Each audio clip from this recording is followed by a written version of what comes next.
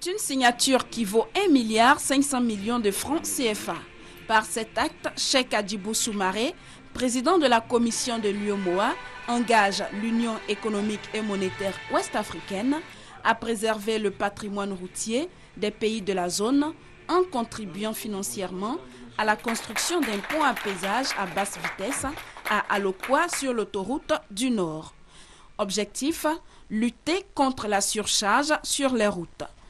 Ce projet devrait être suivi de la construction d'autres stations de pesage sur les corridors routiers et la systématisation des contrôles aux moyens de pèse-essieu fixes et mobiles. C'est à ce prix que l'on pourrait véritablement préserver le patrimoine routier de nos États membres.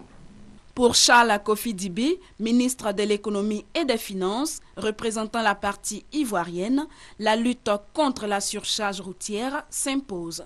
Le phénomène de surcharge sur nos routes mérite donc à juste titre une attention particulière, d'autant plus que, comme vous l'avez dit, il entraînerait des dommages de l'ordre de 30 milliards par an, d'après les résultats menés à travers des études dans nos États.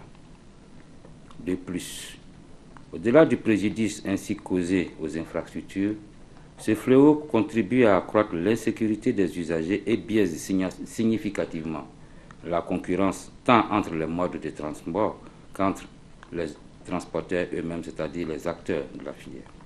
L'exécution des travaux a été confiée à l'AGEROUTE, l'agence de gestion des routes, parce que selon le président de la commission de l'UEMOA, elle a conduit avec succès tous les projets. Le ministre Charles Kofi Dibi, accompagné de son collègue des infrastructures économiques Patrick Hachi, a souhaité que les travaux de construction du pont à péage soient conduits avec soin et l'ouvrage livré dans les délais, c'est-à-dire dans 24 mois.